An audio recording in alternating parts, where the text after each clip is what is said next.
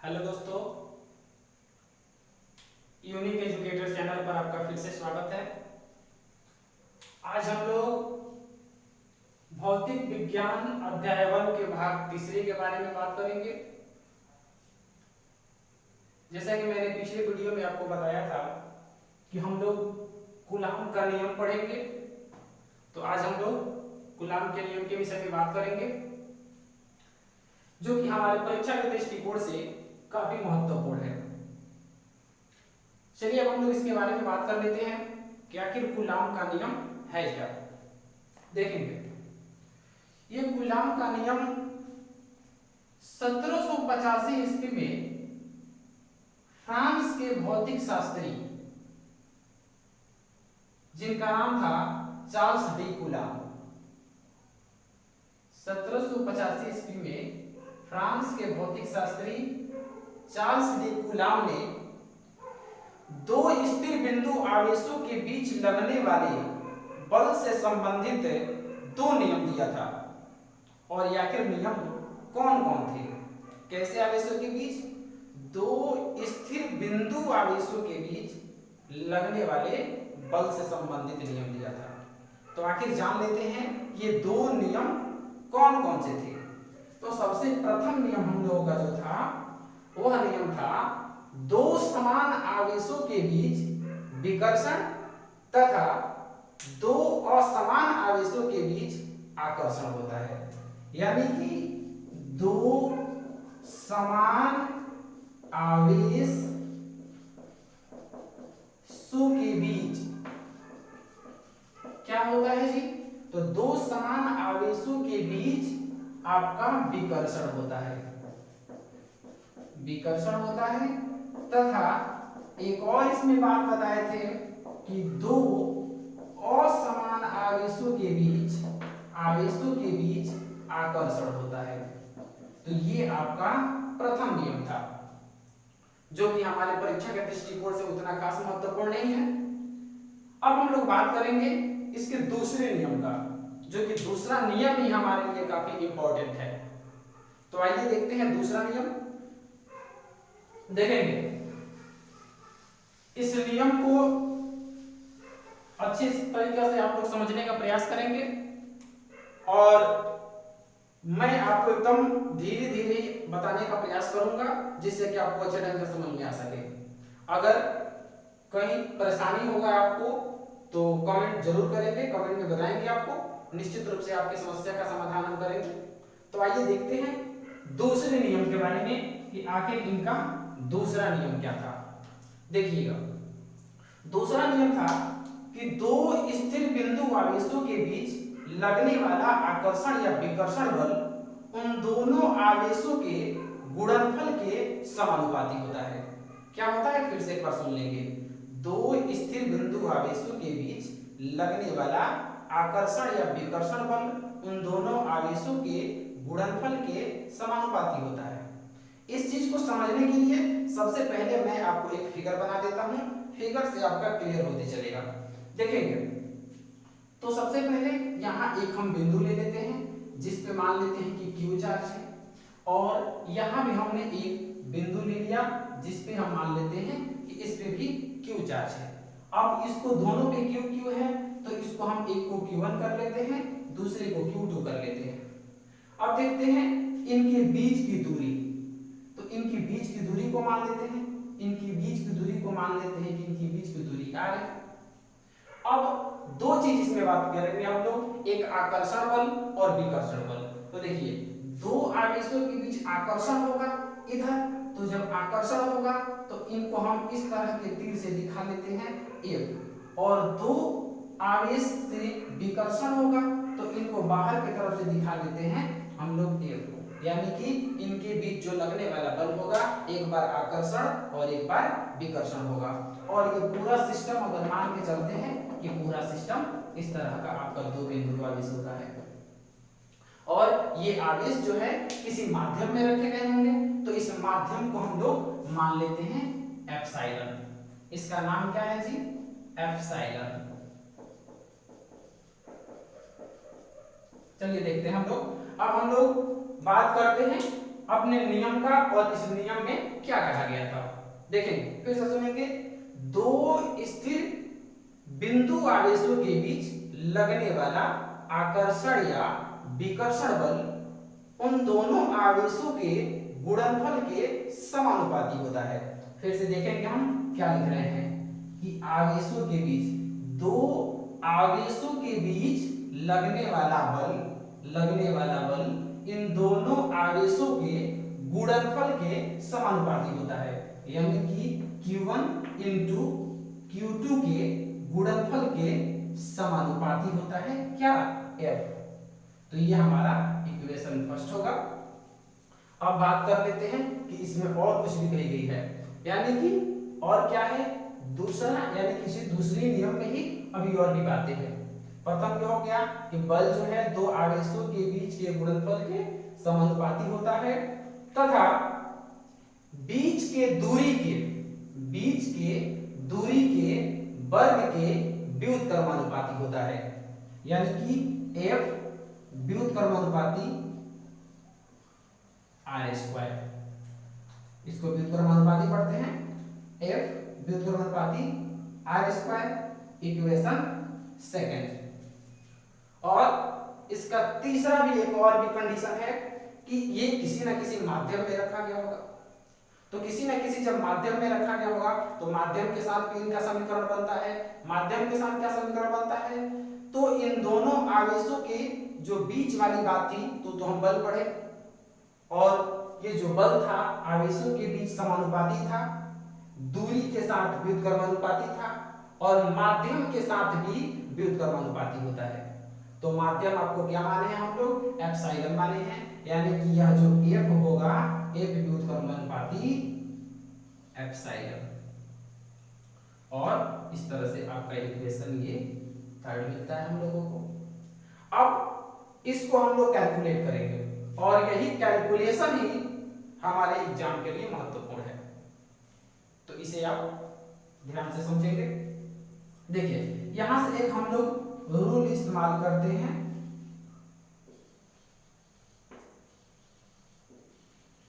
Joint variation नियम। देखिए बहुत सारे लोगों को तो ज्वाइंट वेरिएशन नियम पता होगा और कुछ लोगों को पता भी नहीं होगा। आखिर जान लेते हैं ज्वाइंट वेरिएशन नियम, नहीं तो आपको समझने में थोड़ा सा परेशानी होगी। ज्वाइंट वेरिएशन का नियम कहता है कि अगर आपका कुछ इक्वेशन दिए गए हों, इक्वेशन में अगर आपका LHS यानी कि लेफ्ट हैंड साइड, अगर LHS पूरा का पूरा एक जैसा हो तो उनके सभी LHS के लिए केवल एक LHS का प्रयोग करते हैं। यानी कि हम पूरे ये 3F दिख रहा है, इस 3F के लिए केवल एक F का प्रयोग करेंगे। साथ ही इससे जुड़े जो भी सिंबल होंगे या इक्वल का साइन हो, समानुपाती हो, व्युत्क्रमानुपाती हो, उनके लिए अगर एक जैसे दिखाई देते हैं तो उनके लिए भी हम एक ही सिंबल का प्रयोग करेंगे। परंतु RHS में जो कुछ भी होता है उन सबको गुणा के रूप में लिखते हैं। तो गुणा के रूप में लिख लेते हैं हम लोग Q1 Q2 into 1 by R² into 1 by epsilon. तो ये हम लोग गुणा के रूप में लिख लिए। अब आपको पता होना चाहिए कि समानुपाती का चिन्ह हटाने पर हम लोग कोई ना कोई एक कांस्टेंट वैल्यू रखते हैं, नियत संख्या या नियत कोई मान रखते हैं। तो हमारे भौतिक शास्त्री गुलाम ने यहां पे रखने के लिए कुछ खास संख्या को बताए हुए हैं। क्या रखेंगे हम लोग देखते हैं। तो F और समानुपाती के सिंबल को हटाते हैं तो इक्वल का साइन, और इसके लिए हम लोग कांस्टेंट वैल्यू रखते हैं 1/4 यानी कि 1/4। साथ ही अब आपका ये जो भी मल्टीप्लाई में है इसको मल्टीप्लाई में लिख लेते हैं सजा करके बढ़िया से। तो देखिए ये Q1 Q2 का मल्टीप्लाई 1 1 के साथ होगा, तो दोनों का 1 1 के साथ होगा तो क्या मिलेगा जी, Q1 Q2 मिलेगा। और नीचे के साथ R² एप्सिलॉन से मल्टीप्लाई होगा तो क्या मिलेगा हम लोगों का, एप्सिलॉन R²। अब हम अपने सुविधा के लिए इनको और अच्छे ढंग से सजाते हैं। कैसे सजा लेते हैं, देखिए f इक्वल 1/4 पाई और एप्सिलॉन को यहां लेके चले जाते हैं, नीचे है तो आ सकता है simple epsilon into q1 q2 by r square. तो इस तरह से हम लोगों का यहां तक समीकरण सॉल्व हो गया। अब ध्यान रखेंगे हम लोग और भी इसको सॉल्व करना है। देखते हैं ये जो एप्सिलॉन होता है, इस एप्सिलॉन का कुछ वैल्यू होता है, यानी कि एप्सिलॉन जो होता है वह epsilon not into epsilon r के बराबर होता है। Epsilon equal epsilon not into epsilon r होता है। अब आप जानना चाहेंगे ये तीनों का नाम क्या है, आखिर तीनों को कहते क्या है, तो जान लेते हैं। ये फर्स्ट जो होता है वो होता है माध्यम की परावैधता। जो भी माध्यम लिए हैं हम लोग, उस माध्यम की परावैधता एप्सिलॉन होती है। दूसरा जो इसमें आपका एप्सिलॉन नॉट, इसे पढ़ते हैं या जीरो भी पढ़ सकते हैं, एप्सिलॉन जीरो या एप्सिलॉन नॉट, ये होता है निर्वात की परावैधता। निर्वात की परावैधता। और आपका तीसरा जो दिया गया है एप्सिलॉन आर, इस एप्सिलॉन का मतलब होता है एप्सिलॉन आर का आपेक्षिक परावैधता।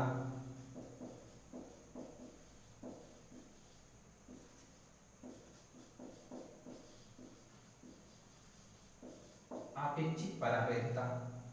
तो आप लोग इनका नाम जान लीजिए। एप्सिलॉन इक्वल होता है epsilon not into epsilon r. अब आपको पता चल गया है कि epsilon equal epsilon not into epsilon r होता है, तो एप्सिलॉन की जगह पे इतना रख सकते हैं, तो इसको हम यहाँ पे वैल्यू को पुट करेंगे। देखिए कैसे पुट करते हैं। तो f इक्वल क्या वैल्यू मिलेगा हम लोग का 1/4 पाई और एप्सिलॉन की जगह पे epsilon not into epsilon r into q1 q2 by r square. यहाँ वाला वैल्यू एप्सिलॉन की जगह पे हमने रख दिया epsilon not into epsilon r और ये q1 q2 by r square, q1 q2 by r square. देखते हैं हम लोग। तो अब हम लोग यहां जाने ये जो आपका एप्सिलॉन आर होता है, तो इस एप्सिलॉन आर, अब इस एप्सिलॉन आर के लिए भी कुछ वैल्यू होता है, और एप्सिलॉन आर जो है क्या है उसको फिर से एक बार हम देख लेते हैं। एप्सिलॉन आर है आपेक्षिक परावैधता। अब इस अपेक्षिक परावैधता है, और हम आपको पहले ही बोले हैं कि ये चीज जब हम इसके साथ लाए हैं सुविधा के लिए लाए हैं। सुविधा का मतलब क्या है, ये कोई एक नियत वैल्यू होता है, नियत वैल्यू वाला होता है। तो वास्तव में एप्सिलॉन का भी कुछ वैल्यू होता है, एप्सिलॉन नॉट का भी, एप्सिलॉन आर का भी कुछ नियत वैल्यू होता है। तो कितना क्या वैल्यू होता है हम अपने सुविधा के अनुसार यहाँ पे रखेंगे। देखिएगा, तो हवा या निर्वात के लिए, निर्वात के लिए एप्सिलॉन आर का वैल्यू 1 होता है। एप्सिलॉन आर का वैल्यू 1 होता है। और भी कौन कौन सा माध्यम होगा अभी हम आपको क्लियर कर देते हैं। सबसे पहले इसको हम बता दें, देखेंगे तो f इक्वल, अब हम लोगों का 1/4 पाई एप्सिलॉन नॉट और एप्सिलॉन आर का वैल्यू अगर 1 रखते हैं तो वैल्यू तो हमको इतना ही मिलने वाला है। तो अब उसको नहीं भी रखें या रखेंगे तो इतना ही मिलेगा into q1 q2 by r square. अब देखते हैं, जब इतना हम लोग का वैल्यू मिला, यहां से इक्वेशन मान लीजिएगा, इक्वेशन इसको ए कर लीजिएगा, जिससे आपको सुविधा होगा कि हमको कहां से कहां तक प्रूफ करना है, और इसे हम लोग मान लेते हैं इक्वेशन बी। अब देखिए ये इक्वेशन ए हो गया और इक्वेशन बी हो गया। ये तो हम लोगों का अब नियत वैल्यू जैसा दिख रहा है। तो ये जब नियत वैल्यू है तो इसका वैल्यू आखिर कितना होता है इसको जानेंगे। तो हम लोगों का जो ये वैल्यू होता है इसको जान लेते हैं, 1/4 pi epsilon not into epsilon not का वैल्यू कितना होता है? इसका वैल्यू होता है 9 गुणे 10 के पावर 9 न्यूटन मीटर स्क्वायर पर कूलम स्क्वायर। कितना होता है? 9 गुणे 10 के पावर 9 न्यूटन मीटर स्क्वायर पर कूलम स्क्वायर। तो ये वैल्यू आपका कांस्टेंट वैल्यू हो गया, और इसी कांस्टेंट वैल्यू को हम लोग क्या करेंगे, इस समीकरण में ला करके रख देंगे। जैसा कि आप लोग देख सकते हैं हम रख रहे हैं। f का वैल्यू अब हो जाएगा 9 × 10⁹ into q1 q2 by r square, और ये इक्वेशन को मान लीजिएगा आप लोग c। और इस तरह से ये आपका कूलम का जो नियम था वह प्रूफ हो गया। अब हम लोग इसमें जान लेते हैं कि एप्सिलॉन नॉट का भी वैल्यू कितना होता है। वास्तव में एप्सिलॉन नॉट का भी वैल्यू कुछ होता होगा, तो उस एप्सिलॉन नॉट का भी वैल्यू जान लेते हैं कि एप्सिलॉन नॉट का वैल्यू क्या होता है। इसे आप लोग नोट में लिख लेंगे, क्योंकि ये भी ऑब्जेक्टिव में आपको पूछा जाता है। तो इसका वैल्यू होता है 8.85 गुणे 10 के पावर -12। कितना होता है? 8.85 गुणे 10 के पावर -12 पर न्यूटन पर मीटर स्क्वायर कूलम स्क्वायर। कैसे लिखेंगे इसको? पर न्यूटन पर मीटर स्क्वायर कूलम स्क्वायर। और इसके साथ इन सबको एक और दूसरे नाम से भी जाना जाता है। वो दूसरा नाम क्या है? फैराडे प्रति मीटर। क्या बोलेंगे उसे? फैराडे प्रति मीटर। तो ये फैराडे प्रति मीटर, यानी कि पर न्यूटन पर मीटर स्क्वायर कूलम स्क्वायर को हम लोग दूसरे नाम से भी जान सकते हैं, जिसका नाम क्या होगा जी? फैराडे प्रति मीटर। तो इस फैराडे प्रति मीटर, अब ये आपके एग्जाम में इसका वैल्यू इतना होता है, इसका वैल्यू इतना होता है, ये भी पूछा जाता है।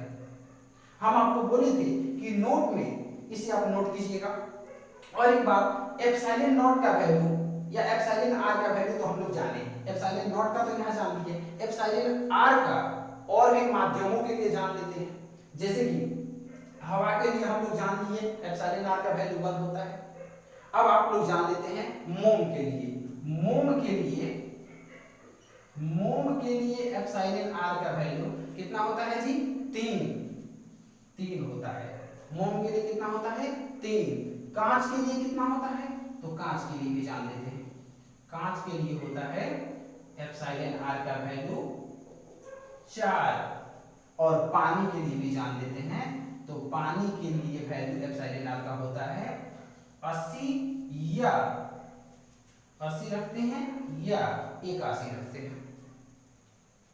तो ये चीज आपको न्यूमेरिकल बनाने में काफी आसान होगा अगर इन चीजों का आप याद रखते हैं तो, क्योंकि हम जस्ट इसके बाद इससे संबंधित न्यूमेरिकल आपको बताने वाले हैं अभी जस्ट।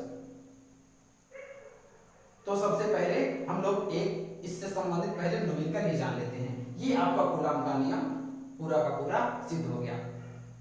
अगर इससे संबंधित आपको कोई भी समस्या हो, बीच से कोई भी समस्या हो, तो आप कमेंट में जरूर बताएं या व्हाट्सएप पे जरूर बताएं, जिससे कि मैं आपकी समस्याओं का समाधान कर सकूं आसानी से। तो आइए अब हम लोग इससे संबंधित एक न्यूमेरिकल जानते हैं कि न्यूमेरिकल कैसे बनता है। कूलम का फॉर्मूला जब हम लोग को पता चल गया है तो चलिए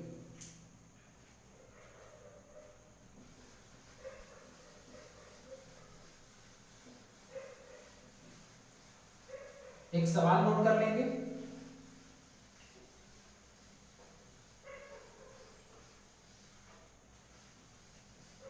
दो कूलम तथा 3 कूलम के दो बिंदु आवेश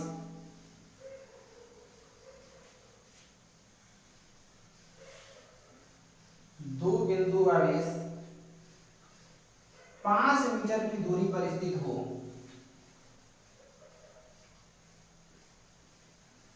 तो उनके बीच लगने वाला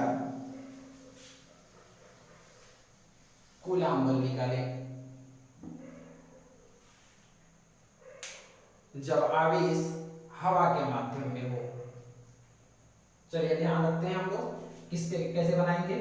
हम बोले हैं मान लीजिए कि यहाँ एक बिंदु आवेश है और इससे कुछ दूरी पर यहाँ एक बिंदु आवेश है, यानी कि यहाँ पे Q1 और Q2 हमने रखा था, और Q1 का वैल्यू हमने कितना बोला है 2 कूलम, और Q2 का वैल्यू मैंने कितना बोला है 3 कूलम, और दोनों की बीच की दूरी कितना है 4 मीटर। और ये चीज कौन से माध्यम में है, तो माध्यम हम याद रखे हैं कौन सा जी, हवा। तो हवा यानी कि यहां पे हम लोग रख लेते हैं एप्सिलॉन। अब हमारे पास फॉर्मूला होगा, इस फॉर्मूला को इसमें हम रखेंगे और इस फॉर्मूला से बनाएंगे। हमारे पास फॉर्मूला मिल चुका है, ये अगर बल का वैल्यू निकालना है तो फॉर्मूला मिला हुआ है 1/4 pi epsilon not into Q1 Q2 by R square, या ये भी हम लोग को फॉर्मूला मिला है 8 इक्वल 1/4 पाई एप्सिलॉन मिला हुआ है epsilon into Q1 Q2 by R square. इसी से देख लेते हैं, किसी से भी बना सकते हैं आप, देखेंगे तो F इक्वल 1/4 पाई, यहाँ ध्यान रखेंगे आप। सबसे पहले एप्सिलॉन का डायरेक्ट तो आपको हम बताए नहीं है, तो आप रखेंगे 1/4 pi epsilon not into epsilon R into Q1, और Q1 का वैल्यू कितना है 2, तो 2 इनटू और Q2 का वैल्यू 3, तो 3 अपॉन R का वैल्यू कितना है 4, तो 4 का स्क्वायर कर लेते हैं। यहाँ ध्यान रखेंगे F इक्वल यहाँ पे 1/4 pi epsilon not into epsilon R यानी कि यहाँ पे है माध्यम हवा। कौन सा माध्यम है जी, हवा है, और हवा के लिए एप्सिलॉन R का वैल्यू कितना होता है 1, तो हम लोग यहाँ पे इनटू में रखेंगे 1 इनटू 3 2 जा यानी कि 3 दूना 6 और 4 चौके 16। यहाँ ध्यान रखेंगे F equal 1/4 pi epsilon not, यहाँ तक का वैल्यू कितना होता है तो 9 गुणे 10 के पावर 9, इसको मैंने बताया था इक्वेशन 9 गुणे 10 के पावर 9, 1 से मल्टीप्लाई करेंगे इतना ही वैल्यू मिलेगा इनटू 6 अपॉन 16। जो कटने वाला होगा कटा देंगे, नहीं कटने वाला होगा उसी तरह से छोड़ देंगे। देख लीजिएगा तो F का वैल्यू कितना मिलेगा, तो 9 छक 9 6 में गुणा कर लेंगे, 9 छक 54/16 इनटू 10 टू द पावर 9। अब यहाँ इसको डेसिमल में चेंज कर लीजिएगा, डेसिमल में चेंज करेंगे, कैसे चेंज करेंगे 54 में आप 16 से भाग कर दीजिएगा, तो 16 कितना हो जाएगा 48। कितना मिलेगा हम लोग को 14 में से 8 गया 6, डेसिमल 0। अब कितने बार में चलेगा,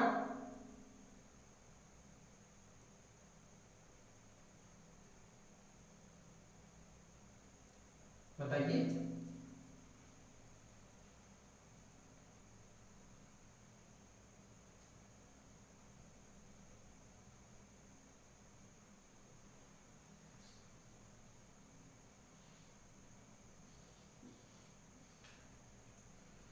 फिर से उतना ही रहेगा, यानी कि देख सकते हैं आप 16 से अगर 4 में मल्टीप्लाई करते तो 16 चौका 64 हो जाता, 16 कितना हो जाएगा 48 ही होगा, यानी कि आपको फिर से मिलेगा कितना ही। तो हम यहाँ पे क्या कर लेंगे जी, सेम उतना ही रख लेंगे। F इक्वल इसको डेसिमल में चेंज किए तो कितना आया 3.3 इनटू 10 टू द पावर 9।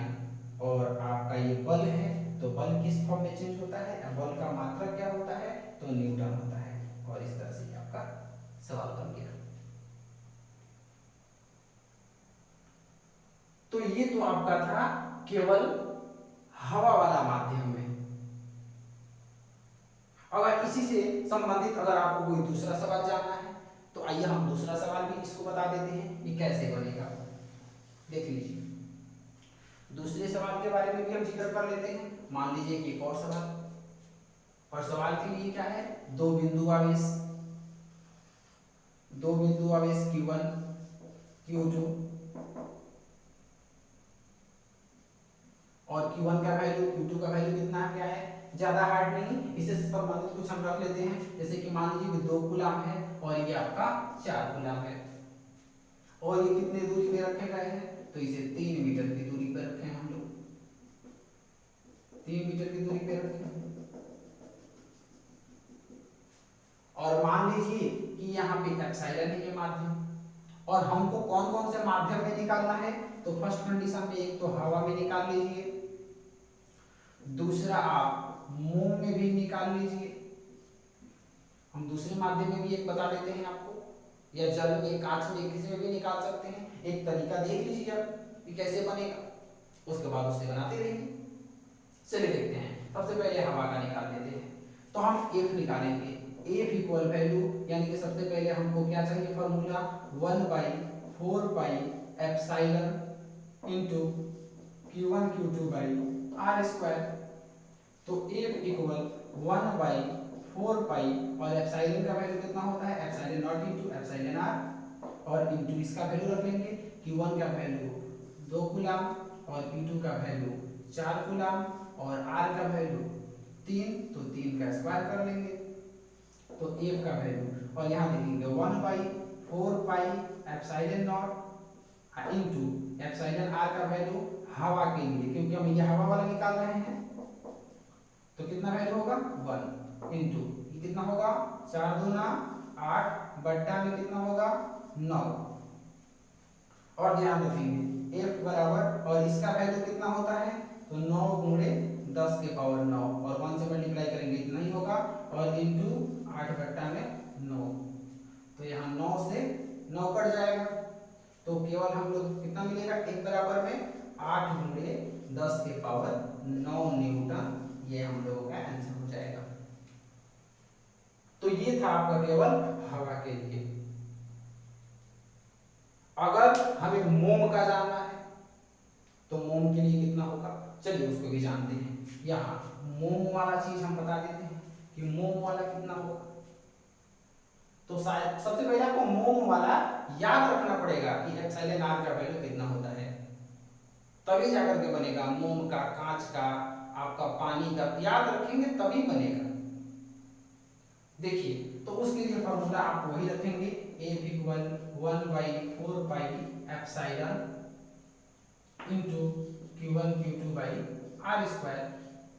तो F का value 1/4 epsilon not into epsilon r into Q1 का वैल्यू कितना है, 2 4 है, Q1 Q2 का 2 गुणे 4 बट्टा में 3 का स्क्वायर, तो F बराबर में कितना मिलेगा 1/4 epsilon not into epsilon r का वैल्यू कितना होता है, मोम के लिए 3 होता है, तो यहाँ पे इनटू में हम लोग 3 रख लेंगे, इनटू इसका हल करेंगे, 4 दूना 8 और यहाँ 3 3 का 9 हो जाएगा।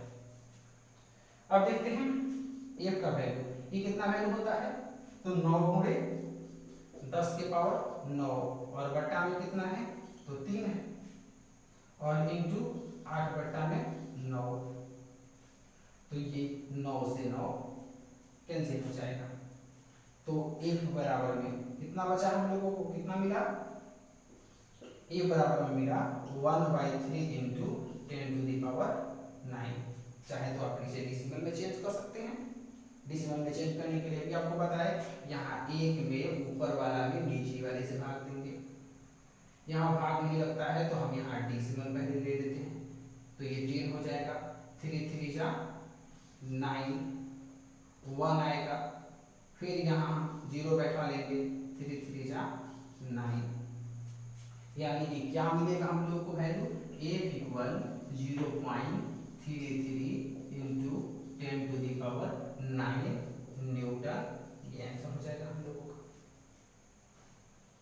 तो ये था कूलॉम से नियम से संबंधित न्यूमेरिकल।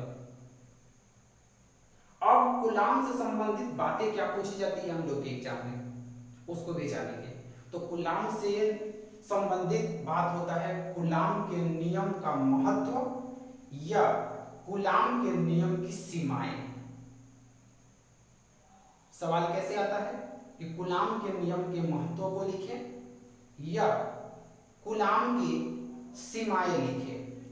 आइए उसको भी जान लेते हैं कि कूलाम के नियम का महत्व क्या है और कूलाम के सीमाएं क्या है।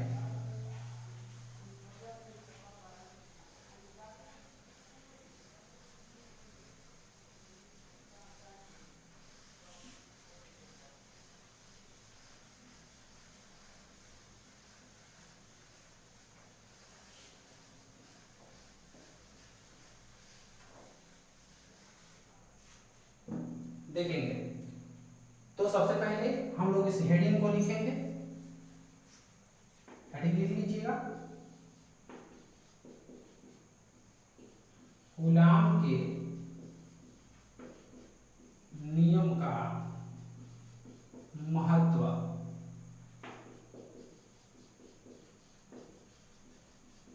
इंपॉर्टेंस ऑफ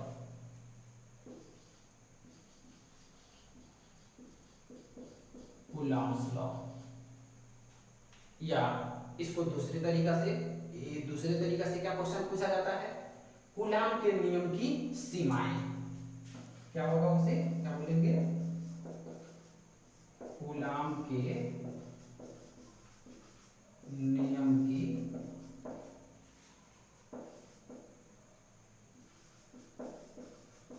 सीमाएं।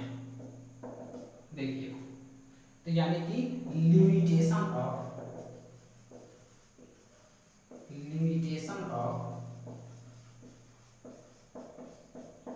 Coulombs law. तो इनका 3-4 आपका लिमिटेशन है या महत्व है, उसको जानेंगे। सबसे पहले क्या होगा, इसको लिखते चलेंगे। तो पहला है कि कूलाम का नियम बिंदु आवेश के लिए सत्य होता है। कैसे आवेश के लिए जी, बिंदु आवेश के लिए सत्य होता है। इस बात को याद रखेंगे, कूलाम का नियम किसके लिए सत्य होता है, बिंदु आवेश के लिए सत्य होता है। दूसरा इसका लिमिटेशन क्या है या सीमाएं क्या है, मतलब कि या महत्व क्या है। तो दूसरा है कि कूलाम का नियम बहुत छोटा दूरी और बहुत बड़ा दूरी दोनों के लिए लागू होता है। कितना होता है जी, सबसे पहले जान लेंगे कि ये होता है छोटा दूरी यानी कि 10 के पावर -15 मीटर।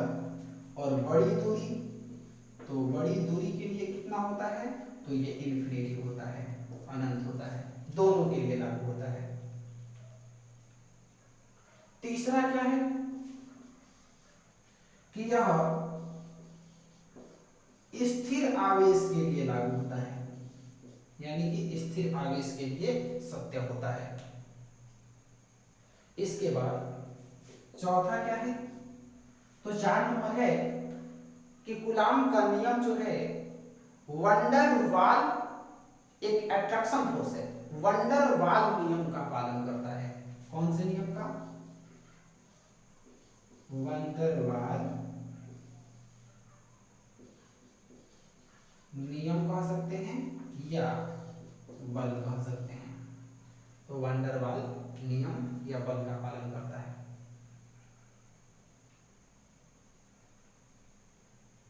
तो ये आपका कूलाम से संबंधित महत्वपूर्ण बातें थी। अब हम लोग मिलते हैं नेक्स्ट वीडियो में, तब तक के लिए धन्यवाद।